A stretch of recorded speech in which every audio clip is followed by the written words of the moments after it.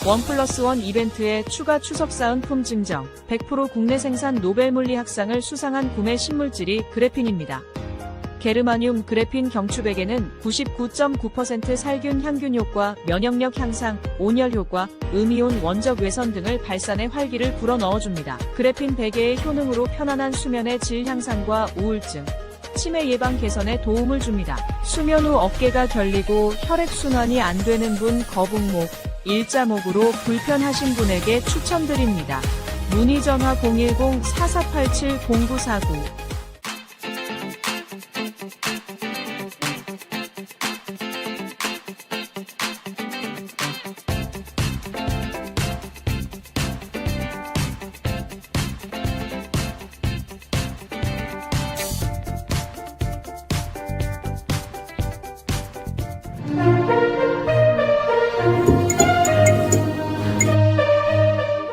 시청자 여러분 안녕하십니까. 최영재 취재 데스크 지금부터 시작하겠습니다. 아시아투데이 고성국 주필 나와 계십니다. 주필님 안녕하세요. 안녕하십니까 여러분. 예, 주필님. 근데 여기 스튜디오가 학교 교실처럼 바뀌었습니다. 제가 뭐 이게 주필님 나중에 저기 고성국 TV로 가신 뒤에 30분 동안 이 예. 벽보드 갖다 놓고 뭐 이렇게 좀 그래요? 예, 하고 있습니다. 오늘 말입니다. 네. 역시 또 우리 너무 걱정스러운데 국민의힘 이야기를 안 할 수가 없습니다. 또 네. 한동훈 대표 이야기를 안 할 수가 없습니다. 지금 전국의 핵인데요. 그 최근에 또 대통령 용산의 만찬도 문제도 있었지 않습니까? 네. 그 독대 요구를 하고 언론 플레이를 하고 또 지금 용산에서 당 지도부가 만찬을 또 한다는데 한동훈 대표를 초대하지 않았어요. 네. 이런 문제가 지금 있고 골치 아프게 돌아가고 있습니다. 제가 보기에는 한동훈 대표가 유승민의 길을 가나 생각이 들어요. 박근혜 대통령 시기에 네. 유승민의 길을 가 제2의 유승민으로 가는 것 같은데 거의 그 형국으로 가고 있어요. 최근에 한동훈 대표 지금 뭐 주필님은 너무나도 잘 지키고 워치하고 계실 테니까 어떻게 보고 계십니까? 우선 그 한동훈 대표가 하기에 따라서 네.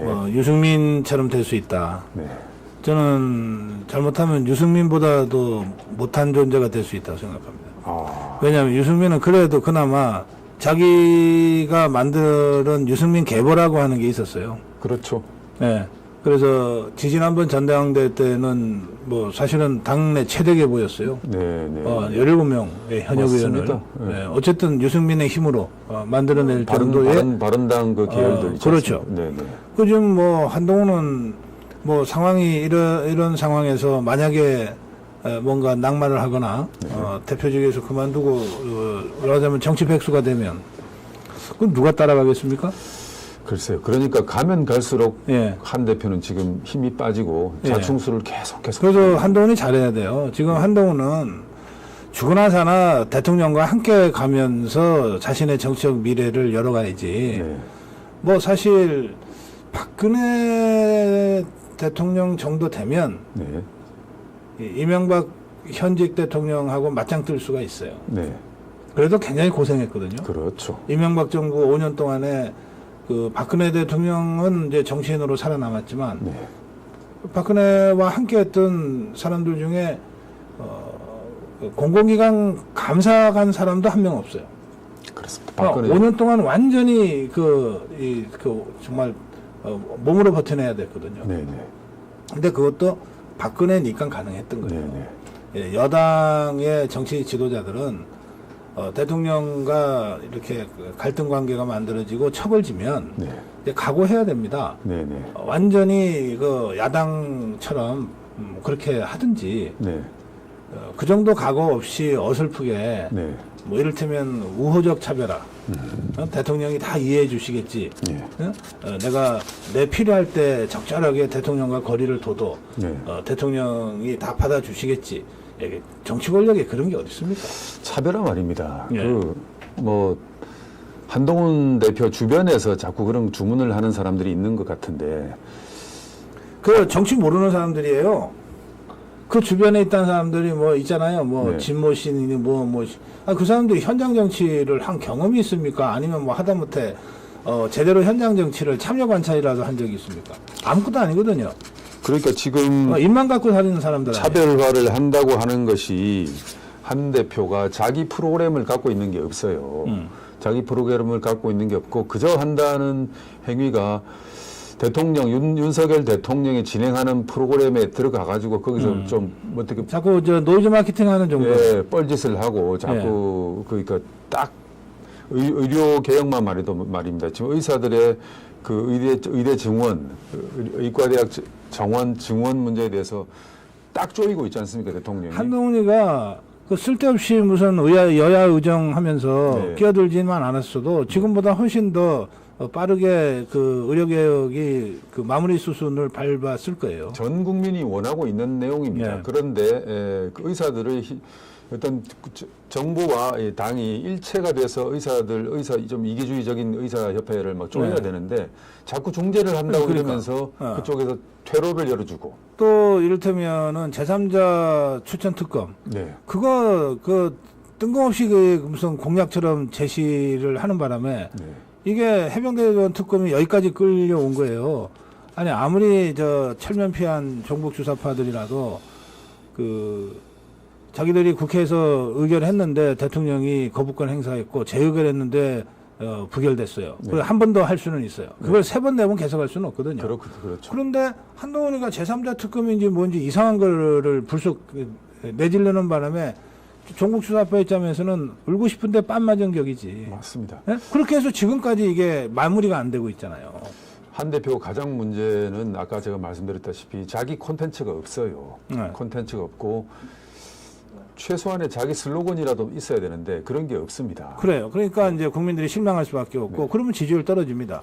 근데 오늘 지금 청와대 대통령실 용산 대통령실에서 윤석열 대통령과 국회의 상임위원장 간사단 그리고 원내대 지도부가 만찬을 하고 있을 텐데 이것도 보세요.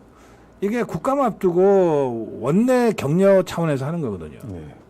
그러니까 상임위원장이나 상임위원장이 없는 상임위 경우에는 상임위원장 역할을 대신하는 간사들을 불러서 격려하는 거거든요. 그렇죠. 자, 그런데 여기에 대통령실 입장에서 한동훈하고 관계가 좋으면 원해지만 대표도 함께 해야지 네. 할 텐데 굳이 관계가 이렇게 좀 편치가 않은데 네. 그러면 뺄 수 있죠. 그러면 한동훈 입장에서는 섭섭할 수 있어요. 그런데 그걸 이렇게 표현하면 좋잖아요.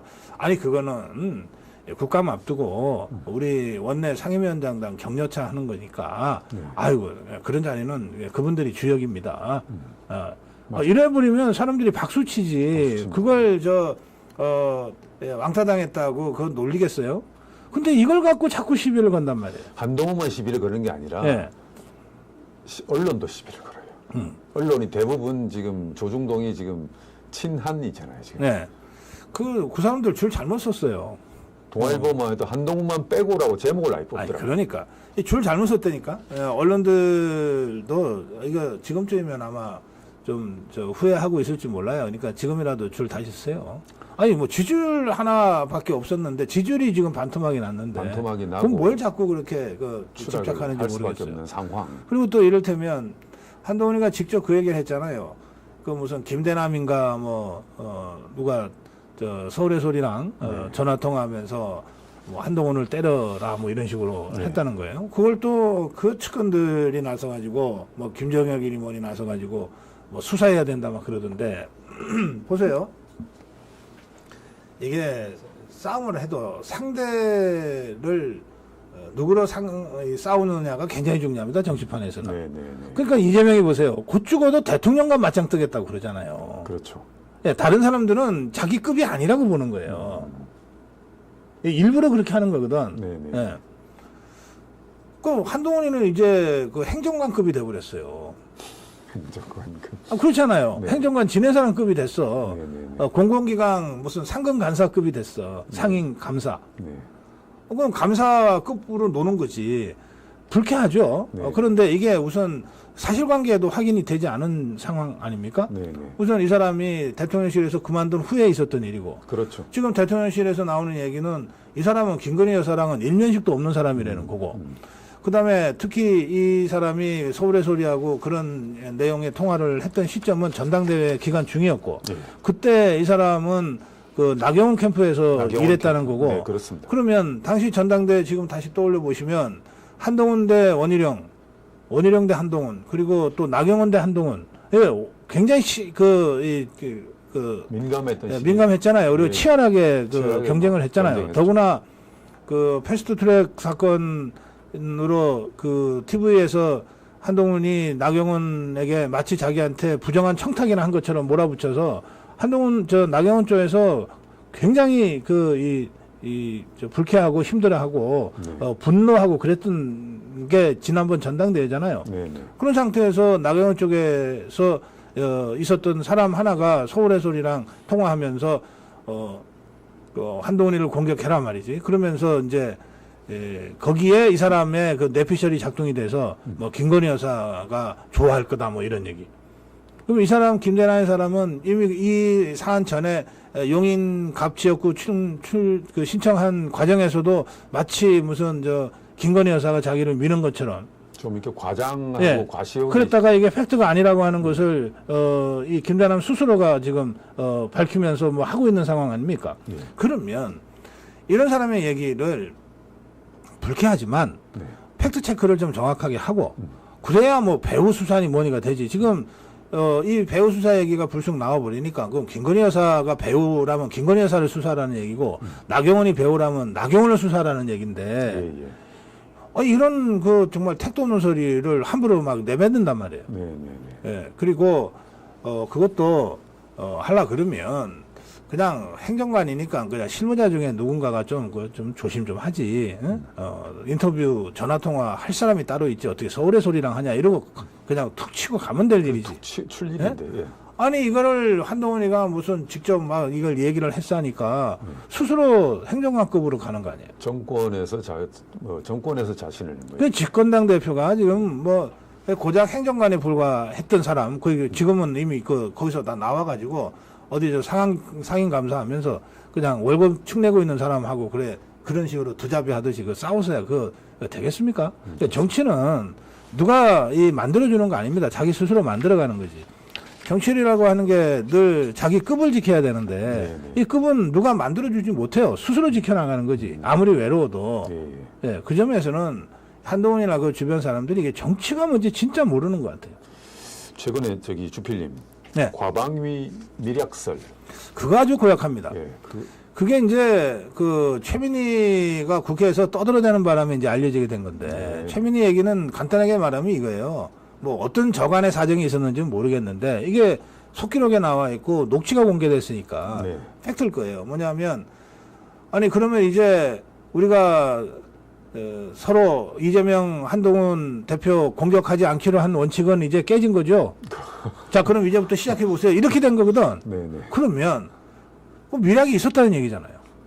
그 원칙이 있었다는 거잖아요. 그 당시에 이상하게 야당에서 그래서 한동훈 대표를 띄우고 이게 말이에요. 우리가 이런 내용을 몰랐을 때도 네. 또 그리고 요 팩트가 어느 정도 팩트가 심각한 건지는 더 우리가 확인해 봐야 되지만 이런 게 없었을 때도 제가 여러 차례 얘기한 적이 있어요. 이게 한동훈 대 이재명, 이재명 대 한동훈 관계가 적대적 공생 관계로 보인다. 제가 그런 얘기 여러 차례 했습니다.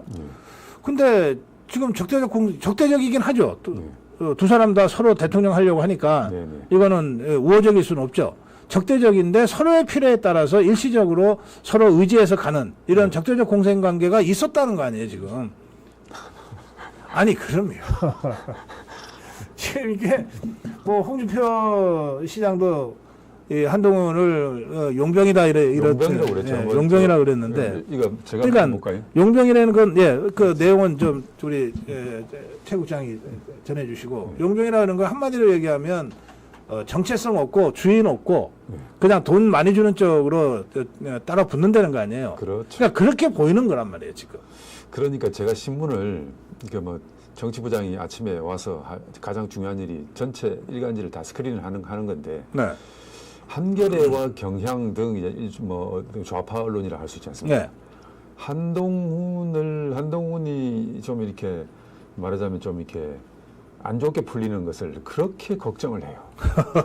이거 참 이게 걱정을 하고 또 그 다 난 이유가 있다고 봅니다. 네, 제가 그동안 지상파에서 완전히 퇴출됐다가 네, 한 몇 달 전에 이제 KBS 라디오 시사 프로그램을 진행하게 됐고요. 네, 네. 그러다 보니까 국민의힘 의원들뿐 아니라 더불어민주당 의원들, 조국혁신당 의원들도 제가 이제 대담을 하게 됐어요. 네, 네. 근데 대담하다 보면 우리 최 국장도 잘 아시겠지만 그 짧은 2, 3분이라도 서로 안면이 있거나 인연이 있으면은 간단하게 인사도 하고 또 이런저런 얘기도 하게 되잖아요. 그렇죠. 서로 진짜 궁금한 거는 그때 물어보잖아. 그렇죠. 그래서 이제 제가 여러 사람들로부터 들은 얘기입니다. 뭐냐? 제가 이렇게 질문 해봤어요. 야, 너네들 중에 너네 쪽에서 보기에는 이쪽에 누가 제일 만만하냐? 더불어민주당 조국혁신당 쪽 사람들한테. 네. 뭐 저랑 뭐 다들 옛날 인연들이 있으니까 제가 편하게 얘기하죠. 근데 한 명 예외 없이 한동훈이 제일 쉽다는 거예요. 쉽다고 그러죠. 그래서 왜 그래? 왜 그렇게 생각해? 몇 달 전에 우리가 한번 해봤는데 저거 완전히 허당해요. 그렇게 대답하는 거예요. 그러면 이제 속마음이 그렇다는 거 아니에요? 속마음이 그렇다죠. 그러면 겉으로 그렇게 얘기 못 하잖아요. 못하죠. 그럼 어떻게 하냐? 겉으로는 한동훈이 그러니까 버텨주길 비난하는. 그렇죠, 그렇죠. 그러니까 이게 다 일파만파 이심전심으로 전달되는 거거든. 네, 저 종북주사파 세력과 네, 네. 또 좌편향 언론들은 거의 한 통속이니까 네, 네, 네. 그런 거예요. 그래서 제가 역으로 저 이렇게도 얘기해봤어. 그래? 한동훈이가 제일 만만하단 말이지. 그런데 우리 저 자유파 쪽에서는 이재명이가 제일 만만하다고 그래. 왜? 아니 그 2년 반 전에 별것 아니라고 하는 거 다 우리가 입증이 됐잖아. 네, 네, 네. 그러면 아주 죽을라 그래. 네. 지금 뭐 사법 6개, 7개 되죠. 네. 앞으로 재판. 그럼요. 형 나올 게 네, 재판 자체는 4개지만 혐의는 7, 8개 되죠. 7개 됩니다. 예, 그리고 그래서 이게 서로가 약한 거야. 네. 그런데 하고는 싶은 거야. 네. 그런데 현재까지는 뭐 마땅한 대안도 안 보이는 상태야. 네. 이런 상태니까 둘이가 서로 편성해서 가는 거예요. 네. 그러니까 야 서로 죽이지는 말자. 네. 너도 본선에는 나와야 되지 않냐. 네. 그때까지는 내가 봐줄게. 네. 예? 서로 이런 식으로 지금 가고 있는 것 아니냐. 이런 합리적 의심을 하게 됐는데 이번 과방위 최민희 발언이 그걸 딱 입증해주는 증거 중에 하나가 돼버린 거죠. 그러니까 전에 우리 그 시청자 여러분들도 알다시피 한동훈 법무장관 시절에 이재명의 그 구속 네. 영장을 기각시키는 그런 네. 판사를 배정을 한 거였거든요. 예. 이원석 전 검찰총장과 그렇게 이재명에 대한 수사, 문재인에 대한 수사를 진행을 안 하고 뭉개고 그 점점 이 시간이 지나 보니까 그 왜 그랬는가의 네. 그 궁금증들이 풀리고 있어요 지금. 그 영장 문제 말씀하셨는데 유창훈 영장 전담 판사요. 예. 이게 영장 전담 판사가 3명이에요. 네네. 근데 뭐 셋 다 뭐 좌편향 판사라고 할 수도 있지만 네. 그래도 3명 다 캐릭터가 좀 달라요. 그런데 이건 돌아가면서 하는 거거든요. 예. 그러면 돌아가면서 하는 거를 한동훈이나 이원석이가 몰랐을 리가 없죠. 맞습니다. 그러면 다음 순서가 누구고 그 다음은 누군지 정도는 다 우리가 예측할 수 있는 거잖아요. 네. 그럼 그런 상태에서 이거 제일 그 좌편향이 심한 사람은 가급적 피하자. 네. 뭐 결과가 어떻게 나오든 그래도 영장 인용 가능성이 제일 높은 판사 쪽으로 한번 가보자. 그럼 하루 이틀 조정하면 되는 거거든. 네. 그리고 날짜 정하는 권한은 검찰이 있단 말이에요. 네. 그러니까 이제 접수하는 순서대로 이게 돌아가니까 네. 그걸 그래 제일 저 좌편향이 심한 유창훈이한테 갖다 줍니까? 그렇죠. 그래서 이거는 의도적으로 갖다 줬다 그러면 정말 나쁜 짓이고 그냥 아니 어쩌다 보니까 그렇게 됐어요. 이걸 지금 설명하고 있거든요. 그럼 이건 도대체가 개념이 없는 거지. 그 이재명이 살아 있는 것이 네. 유리하다는 뭐 그런 판단이 있지 않았겠냐는 그런 합리적인 의심입니다. 정치에는 우연이라는 건 사실 없어요. 네. 네, 어쩌다는 사실은 없어요. 변명할 때 우연히 그렇게 됐습니다. 어쩌다 보니까 그렇게 됐습니다지 정치에 어쩌다가 어디 있습니까? 주필님, 지금 그 전국의 가장 큰 현안은 여기 국회에서 김건희 특검법 네. 재의결이지 않습니까? 네. 다시 국회로 이제 와서 지금 곧 그 표결을 앞두고 있는데 네. 국민의힘에서는 표단속을 하고 있고 지금 이게 동태가 날 것 같은 그런 걱정들 많이 합니다. 그거 이제 추경호 원내대표 입장에서는 책임을 맡았기 때문에 예.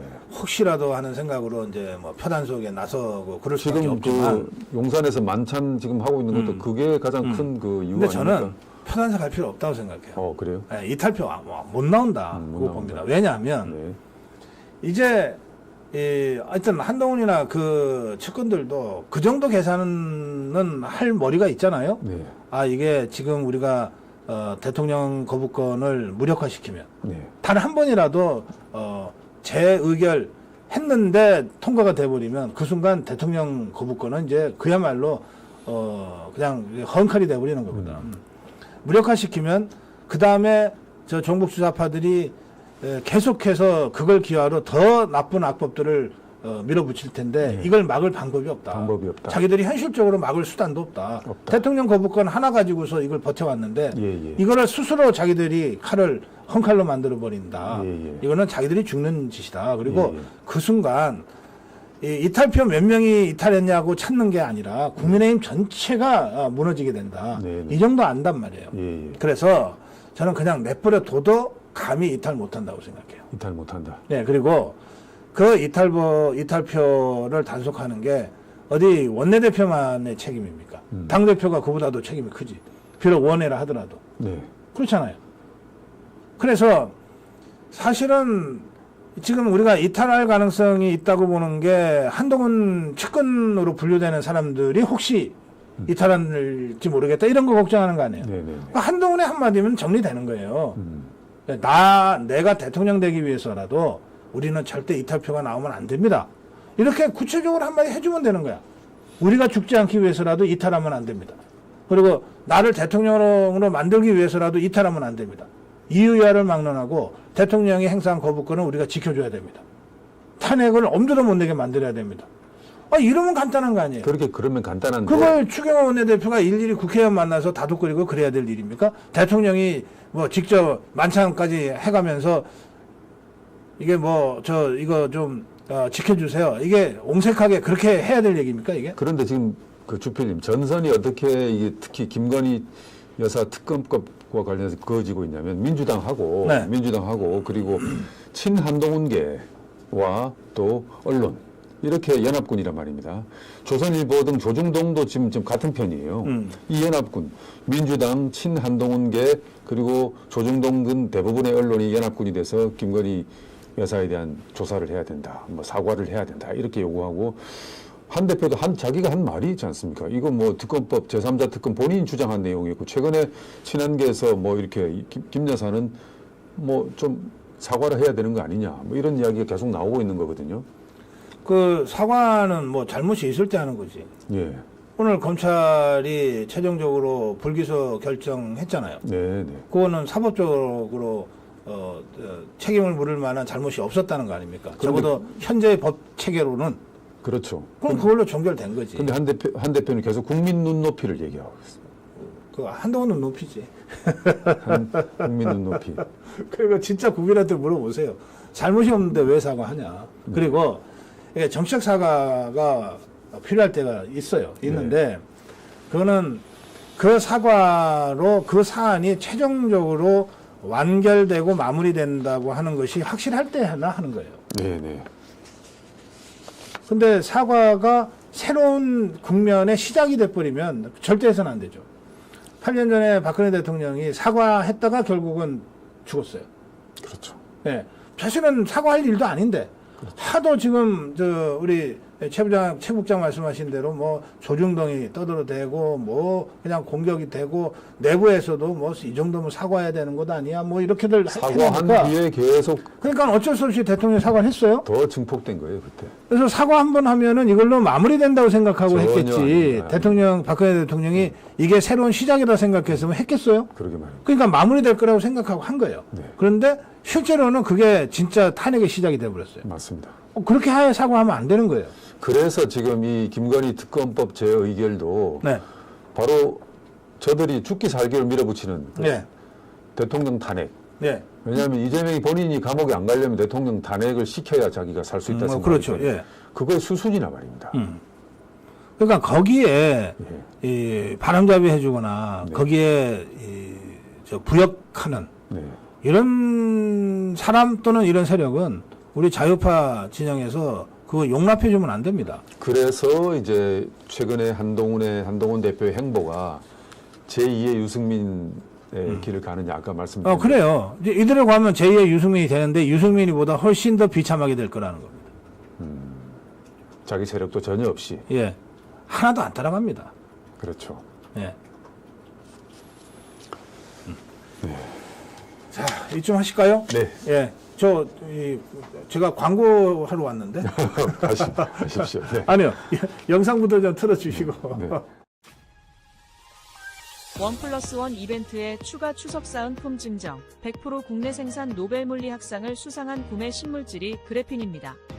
게르마늄 그래핀 경추백에는 99.9% 살균 향균 효과, 면역력 향상, 온열 효과, 음이온 원적 외선 등을 발산해 활기를 불어넣어줍니다. 그래핀 베개의 효능으로 편안한 수면의 질 향상과 우울증, 치매 예방 개선에 도움을 줍니다. 수면 후 어깨가 결리고 혈액순환이 안 되는 분, 거북목, 일자목으로 불편하신 분에게 추천드립니다. 문의 전화 010-4487-0949.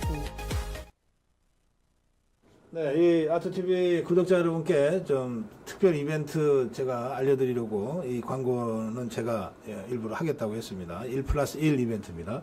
이게 뭐냐면 그래핀 베개인데요. 베개, 맨날 베개. 베고 자는 거예요. 네. 이게 살균 효과와 항균 효과가 굉장히 뛰어납니다. 99.9% 살균합니다. 그리고 살균으로 끝나는 게 아니라 항균, 그러니까 다른 세균들이 묻어나지 않게끔 막아내는 역할도 합니다. 이게 우리가 사실은 하루에 한 7, 8시간씩은 침대 베개에 몸을 맡기잖아요. 네. 근데 그 가장 편하게 이 스스로를 이제 재생산하는 그 시간 동안에 세균이 내 몸을 좀 먹고 있단 말이에요. 찐득이 세균 이런 것들. 저는 세균과 잘 사는데. 그래서 이 매트리스를 정기적으로 소독한다거나 여러 가지 방법들을 쓰시는데 중요하겠습니다. 그 중에 제일 쉬운 방법이 그래핀 베개를 쓰시는 거예요. 그래핀 베개를 쓰시면 살균 항균 효과 99.9%고 원적외선을 발산해서 우리 몸을 전체적으로 활력 있게 만들어주고 자는 동안에 그러니까 면역력도 강화시켜줍니다. 우리 같이 책상에서 일하는 사람들 이렇게 거북목 있잖아요. 네. 특히 컴퓨터 내내 이거 보고 있으니까 네. 이런 분들 어깨가 결리고 혈액순환이 안 되는 분들한테도 이게 원적외선으로 이걸 풀어주는 자는 동안에 풀어줍니다. 네, 네, 네. 그런 여러 가지 그 효과를 보여주는 것이 그래핀 베개입니다. 이거 1+1이니까 그냥 이거 어떻게 나 혼자만 쓰냐 이렇게 고민하실 거 없어요. 네.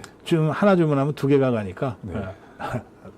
부부가 가족들이 함께 쓸 수 있습니다.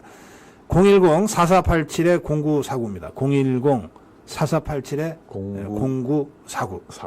꼭 전화로 한번 확인해 보시면 좋겠습니다. 제가 강력 추천합니다. 네. 저는 이제 물러갈까요? 네, 고맙습니다. 네. 자, 여러분 또 뵙겠습니다. 네.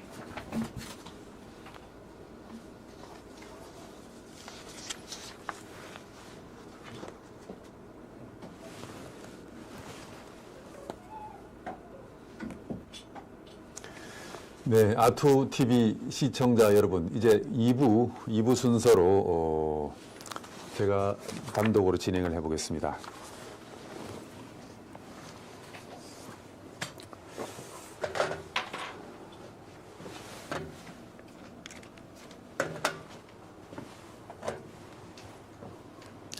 역시 시청자 여러분, 정치는 말입니다.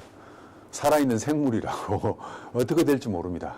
어떻게 될지 모르고 한 달 뒤에 정치 현안과 한 달 뒤에 정치 현안이 어떻게 굴러갈지 정말 예측하기 힘듭니다. 가봐야 합니다. 가봐야 합니다. 제가 95년도부터 이제 15대 국회부터 국회를 출입하면서 정치 현안들을 취재를 했었습니다. 정말 변화무쌍하고요. 그 기복이 심합니다. 최근 우리 보수 진영에 샛별로 떠오르는 인물이 있습니다. 다 알고 있는 분입니다. 김문수 고용노동부 장관입니다.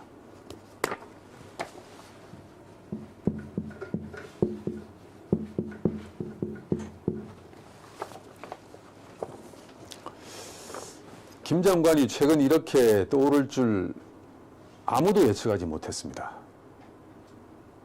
본인도 예측하지 못했을 것이고 어느 누구도 예측하지 못했을 것입니다. 그런데 김 장관이 여러분들 다 TV를 통해서 보셨죠? 청문회에서 일약 떠올랐습니다. 말도 안 되는 야당의 질의와 공격에 그것을 당당하게 받아치고 답변을 하는 김문수 장관의 그런 모습을 보면서 우리 국민들이 시원한 카타르시스를 느끼게 되는 겁니다. 아까 한동훈 대표 얘기를 꽤 나눴는데요. 고성국 주필과 우리 국민들이 보수 진영 정치인에 대해서 갖고 있는 뭔가 우려가 있습니다. 저 사람들은 도대체 왜 저럴까? 왜 저렇게 싸움도 못하고 왜 저렇게 항상 수세에 놓여 있고 그리고 깨끗하지 못하고 야당을 보면 정말 싸움닭처럼 잘 싸우거든요. 그런데 여당 보수 정치인들은 왜 저럴까? 이런 실망이 꽉 차 있었는데 뜻밖의 김문수, 우리가 다 알고 있는 사람입니다. 김문수 장관이 우리가 뭐 모르는 분도 아니고 다 알고 있는 이 김문수 장관이 떠올랐습니다. 일제시대에 관련해서 야당이 공격을 하니까 아니 일제시대가 나라가 없는데 무슨 국적이 있냐고 너무나도 당연한 얘기를 했습니다. 자기들의 희망과 희망사항대로 역사를 해석하려고 하는 그런 야당 정치인에 맞서서 있는 그대로의 역사를 담담하게 팩트로 말하는 김문수. 우리 국민들이 거기서 카타르시스를 느끼게 된 겁니다. 이런 김문수 장관, 최근 실제로 여론조사에서도 떠오르기 시작했습니다. 이강산 PD 관련 기사 좀 띄워보시죠. 예. 뉴시스 장관 여론조사에서 이재명 41%, 한동훈 19% 이렇게 나왔습니다. 지금 한동훈은 급격히 추락하고 있습니다. 제가 근데 한동훈 대표 이야기를 하려고 그러는 게 아니라 뜻밖의 김문수 장관이 떠오른 겁니다. 4.3%로 떠오른 겁니다. 이재명 41%와 한동훈 19%, 조국 7%에 이어 이준석 의원이 4.5%, 거의 동률을 기록하면서 김문수 장관이 떠올랐습니다. 김문수 장관이 최근에 아예 대상도 되지 못했거든요. 근데 이러한 것은 최근에 갤럽 여론조사에서도 김문수 지사가 등장을 했습니다. 일약 대권 후보로 떠오른 겁니다. 이렇게 되니까, 그리고 또 더 중요한 거는 우리가 그동안에 보수 진영의 잠룡으로 생각하던 오세훈, 안철수, 홍준표, 그리고 보수라고 하기는 애매하지만 중도 진영의 중도라고 할 수 있는 김동연 보다 더 김문수 장관이 떠오른 겁니다. 오세훈 2.9%, 안철수 2.1%, 홍준표 3.8, 김동연 3.1. 그런데 김문수가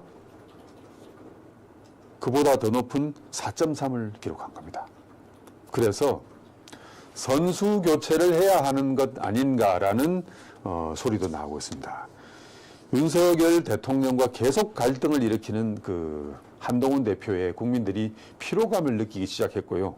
그래서 나 이제 김문수로 갈아탈래, 김문수로 지지를 바꿀래, 이런 국민들이 나타나고 있는 겁니다. 그래서 김문수 장관의 차기 대권 주자로의 등장의 의미는 이렇게 볼 수 있습니다. 정치 분석가들은 세대 교체 역류 현상이 일어난다. 자꾸 젊은 사람 해보니까요, 안 되더라는 겁니다. 새로운 피 찾아보니까 안 되더라는 겁니다. 오히려 김문수 지사 다 알고 있는 이 김문수 지사에 대해서 우리 국민들이 쏠리고 있는 겁니다.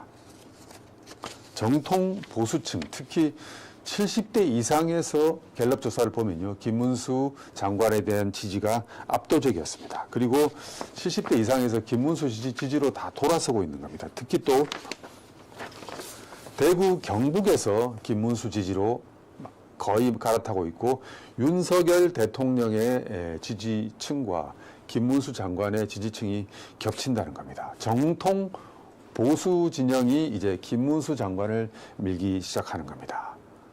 세대 교체를 이준석, 한동훈 등 여러 세대 교체를 한다고 새로운 지도자를 봤지만 너무나도 실망스러운 이들의 모습에 세대 교체 역류 현상이 되는 겁니다.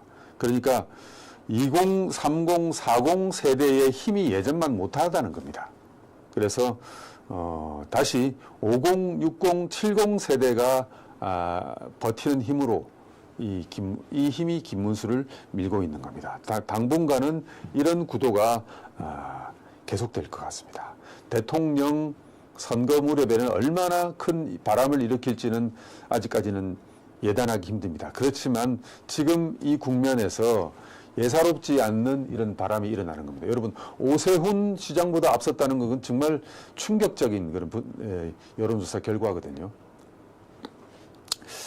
지금 이 김문수 장관의 면면을 잘 알 수 있는 그런, 최근에 뭐 여러분들도 많이 보셨을 겁니다. 유튜브도 그렇고 YTN이라든지 이런 그 24시간 뉴스 방송에서도 오래된 일입니다. 오래된 일인데 2011년도 일이니까 13년 전의 일인데, 바로 김문수 장관이 일선 소방서에 전화를 걸었는데 그 소방관이 응대하던 그 통화 내용이 녹취로 공개돼 가지고 10몇 년 전에, 12년, 3, 4년 전의 이야기가 지금 YTN이라든지 주요 방송사 뉴스 프로그램에서 지금 이것이 다시 리바이벌 되고 있습니다. 이재명 대표는 형수에 대한 욕설 그것이 돌았지만, 김문수 장관은 이 119 소방관한테 전화 건 이 내용이 지금 회자되고 있습니다. 내용인즉슨 대부분은 김문수 장관이 아주 말단 소방관한테 갑질을 했다는 그런 김문수 장관을 비난하려는 의도로 이런 녹취록이 돌고 있는데, 여러분 한번 들어보십시오. 제가 지금 이제 유튜브에 보면 그냥 나옵니다. 찾아서 들려드리겠습니다.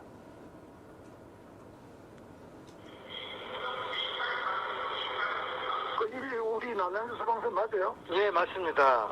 이름은 누구요? 무슨 때문에 전화하신 건데요? 내가 도지사인데 그 이름이 누구요? 지금 전화 받은 사람.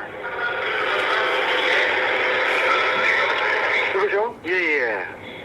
이름이 누구냐고? 여보세요? 지금 전화 받은 사람 이름이 누구예요?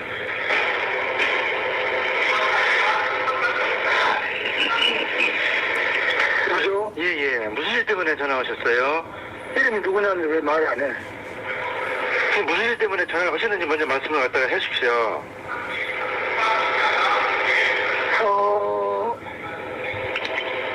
아니 지금 내가 도지사라는데 지금 그게 안 들려요? 무슨 일 때문에 여기다 전화를 갖다가 하셨는데, 소방서 119에다 지금 긴급 전화로 전화하셨잖아요. 그래 112에서 그래요. 네. 그러면은 무슨 일 때문에 전화하셨는지 얘기를 하셔야죠. 아니 도지사가 이게 누구냐고 이름을 묻는데 답을 안 해?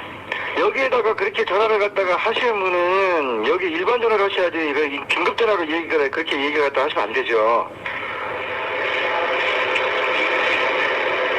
여보세요? 이거 누구냐고 이름을 말해봐 일단.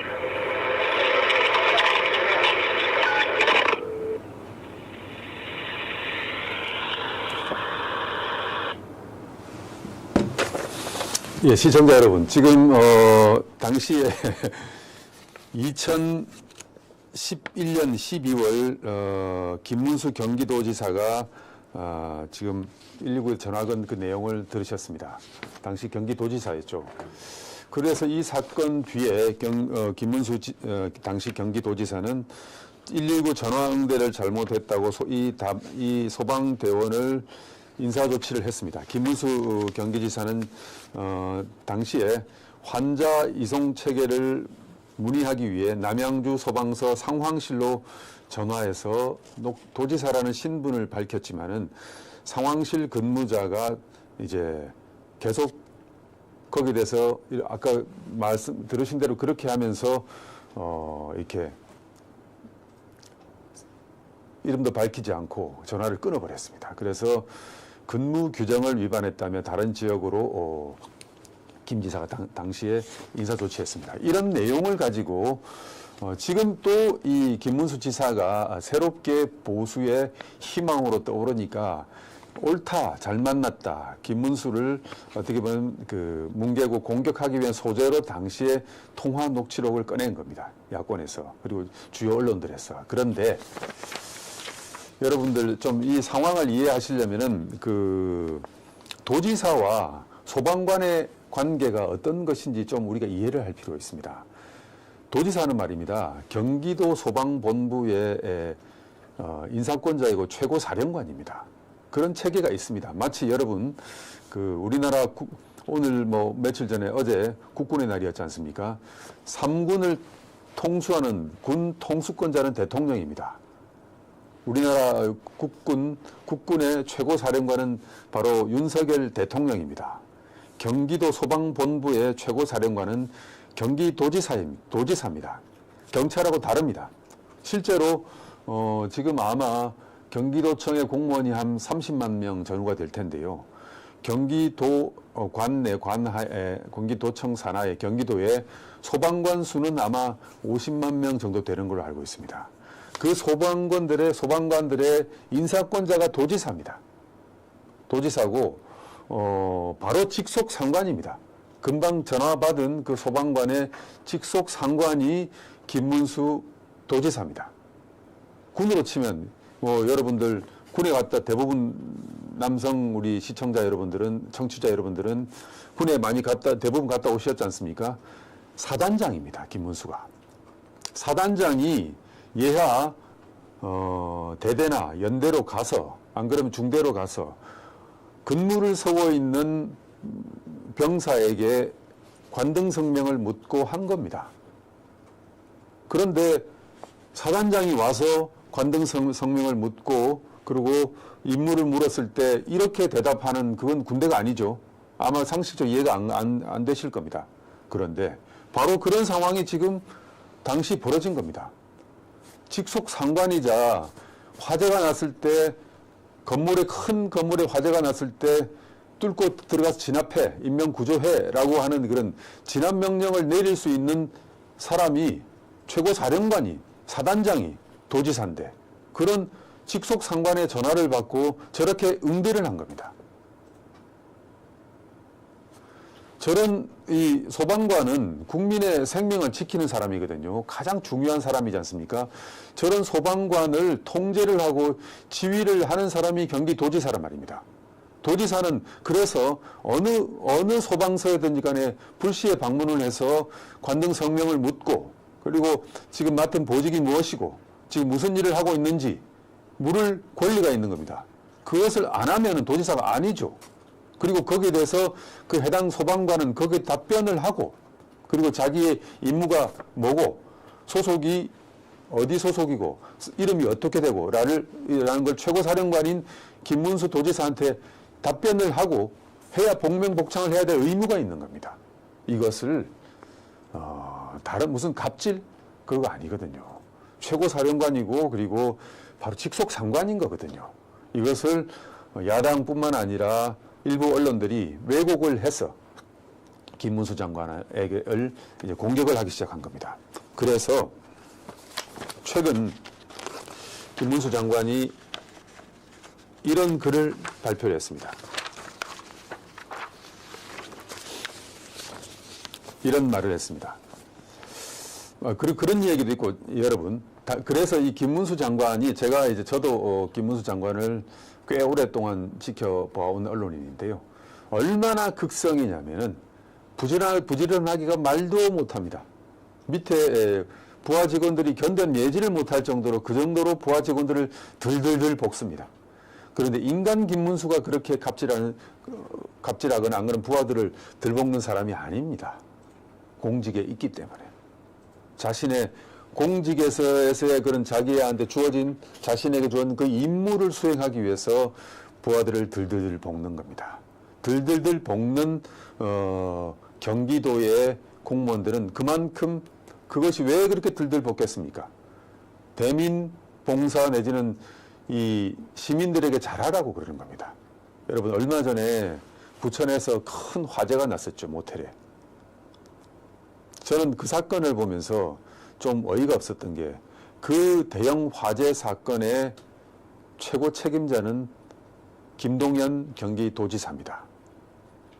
아까 말씀드렸죠. 소방서와 도지사의 관계에 대해서 말씀드리지 않습니까? 김문수 장관이 당시 도지사가 왜 이렇게 소방서에 전화를 걸고 관등성명을 대라고 했는지 이렇게 불시에 그 대응 태세 내지는 근무 태세를 점검하기 위해서 그랬던 겁니다. 그러한 김문수가 얼마나 필요하겠습니까?